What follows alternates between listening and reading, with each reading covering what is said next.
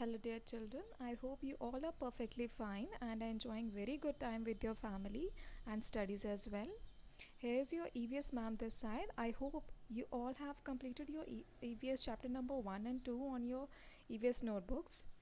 Now here I'm going to discuss with you chapter number 6, that is food making in plants. See, I have left chapter number 3, 4 and 5 because those three chapters, they are activity based, and we'll be doing those chapters once you will rejoin the school. Alright, so let us begin this chapter, food making in plants. As you all know that every living thing on this planet earth, they need food to survive. And from where do all these all these living organisms get their food? Yes, we get this food from plants. Okay, now question arises that as plants are also living things, so how do they get their food? Okay, so uh, plants are having such mechanism that they can prepare their own food themselves. Okay, so here we are going to discuss about what plants do to make their food and what do plants need to prepare their food. Okay, so as you know, the green leaves of a plant, they carries out the important work of making food. That means they play a very important role in making food for the plants. So for this, these green leaves, they need three important raw material. So what are these three main raw materials? That is your water, carbon dioxide and sunlight.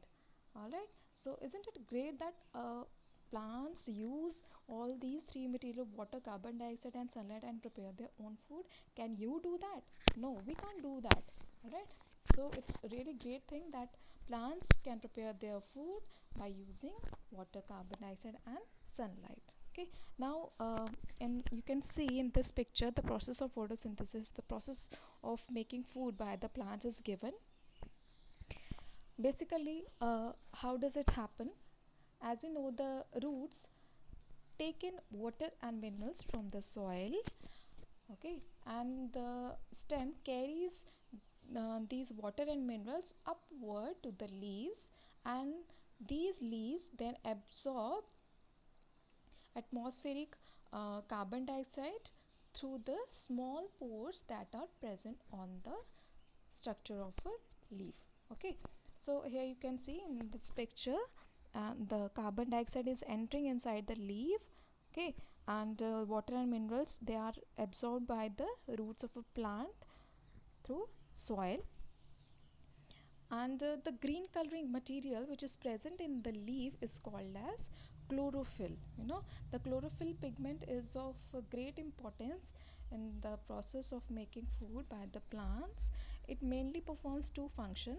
One function is that it gives green coloration to the leaf, and second function is that it traps sunlight to make food. Okay, so this energy which is utilized by the chlorophyll to make food from the water and carbon dioxide, uh, this process is called as photosynthesis. Okay, so if someone will ask you what is the process, what is photosynthesis? The photosynthesis is a process of making food by the plant with the help of carbon dioxide, water and minerals in the presence of chlorophyll and sunlight. Alright, so in this colored box you can see the process of photosynthesis is given, that when carbon dioxide combines with water in the presence of sunlight and chlorophyll, it produces food in the form of glucose, and along with that it releases oxygen gas. So green leaves are also called as food factories or kitchen of the plant because they make food for the plant. So extra glucose which is not utilized by the plants, it converts into starch and gets stored in different parts of a plant. So usually we eat those parts of a plant that have food stored in them. So next one is your special mode of getting food, special ways of getting food. As you know, only green plants can prepare their own food. But what about the non-green plants? How do non-green plants get their food? So here are the examples of non-green plants which are dependent on the others to get their food. So first one is your Indian pipe and coral roots. So non-green plants like coral roots, Indian pipe, mushroom, they do not have chlorophyll to manufacture their food, so they get their food from dead and decaying remains of plants and animals in the soil. Okay, so next one is your insectivorous plant.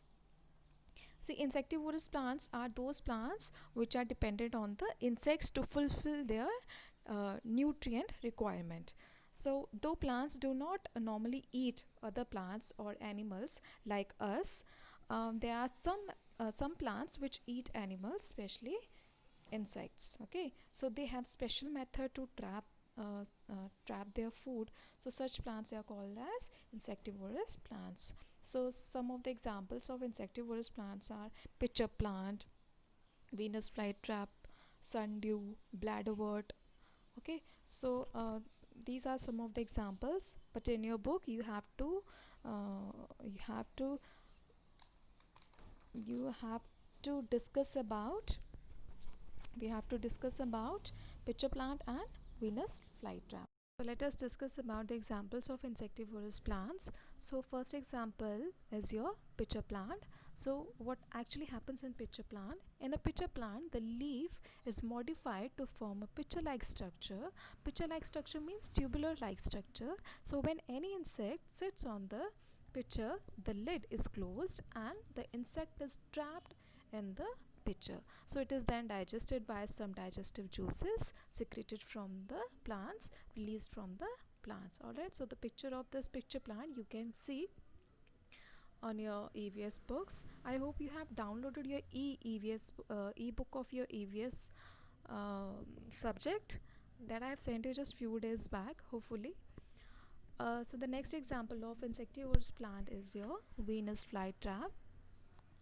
So the leaves of this plant, they are modified into two lobes that join at the center. So the picture of this Venus flytrap you can see here on your book given. The plant secretes a very sweet liquid, sweet fluid that attracts insects towards them. So when an insect lands on the leaf, it touches the hair and the lobes close to trap the insect inside. Okay, so the spines, they do not allow the insect to escape. It traps the insects completely. So the cells on the leaf surface then secrete some digestive juices, release some digestive juices that help the plant to digest the insects. Alright, so this is all about your um, the nutrition taken by the plants, taken by the green plants and non-green plants. Okay, so here fill-ups are given to you. Just go through these fill-ups yourself. Next is your do you know. So don't forget to do or just go through this do you know concept. It is giving you some extra information. So here it is given that some Cascata or dodder plant, commonly known as Amabelt, is also a non-green plant. So it is basically a yellow colored non-green plant, yellow dodder you can say, or they do not have chlorophyll inside them, so they do not make their own food. So they grow on another plants or trees and absorb their food from them. So such kind of plant, they are called as parasitic plants. Okay, so your next subtopic is your how animals get their food. So unlike plants, animals cannot make their own food. They are totally dependent on the other organisms to get their food. So they feed on plants and other animals for their energy requirements. Therefore, based on the type of food they eat, animals are categorized into following types. They are your herbivores, they are carnivores and omnivores.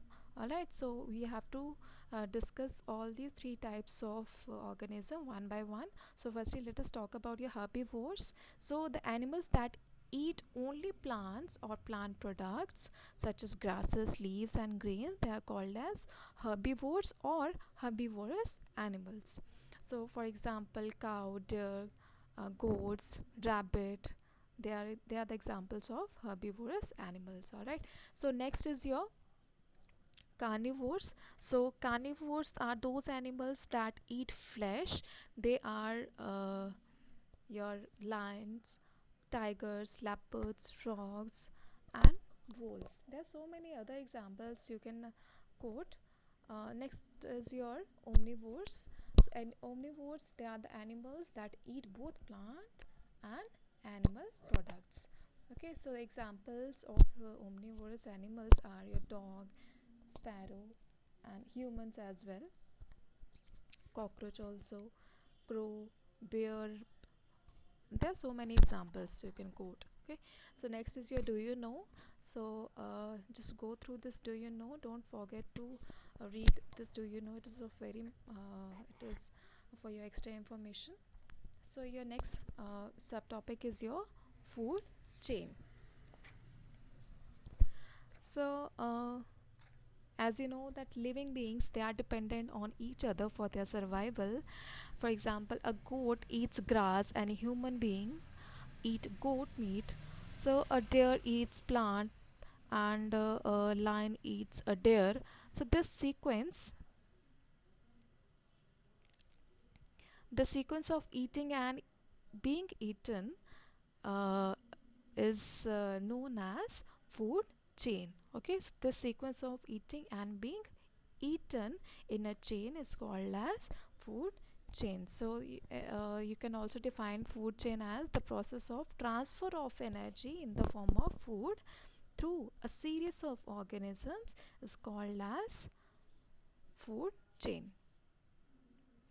uh, there are certain examples like in forest areas we have a different food chain. In grasslands we are having different food chain. So there are two examples are given to you: forest food chain and grassland food chain. And if you talk about your forest food chain, so you can see the grass is eaten by deer and deer is then eaten by lion. Okay, so and next example is given in grasslands, that grass is eaten by grasshopper, grasshopper is eaten by frog, then frog is eaten by snake, and then snake is eaten by hawk. So all these organisms, they are following a chain and therefore transferring energy in the form of food through a series, and therefore it is called as your food chain. So next one is your food web. uh, Food web, as you know, in a community, a very few animals eat only one type of food. For example, a lion doesn't depend only on a deer for its food, but it can eat many other types of animals like rabbits, buffaloes, etc. Similarly, most foods are eaten by more than one type of animals. For example, grass is not only eaten by a deer, it is also food of cow, buffaloes, and horses. So there are many interconnection in the food chains existing in a community, existing in an environment. So a number of food chains together forms a food web. Alright, so here is an example of food web is given to you. So next is your interdependence between plants and animals. That, as you know, that we both are dependent on each other. Plants are dependent on animals, and at the same time animals are also dependent on the plants. So plants, as you know, plants give us food and oxygen to animals, and in turn animals breathe out carbon dioxide, which is utilized by the plants in the process of photosynthesis. So this is how plants and animals depend on each other and live together. So in order to maintain balance in the nature, both plants and animals need to be protected. So this is all about your chapter food making in plants. I have already given you the important terms of this chapter. I hope you have gone through these important terms and you have noted down these important terms on your EVS notebook as well. So very soon I am going to give you recap worksheet of this chapter, and you have to write that recap worksheet also on your notebook. Okay, thank you so much. Stay blessed and stay safe. Thank you so much.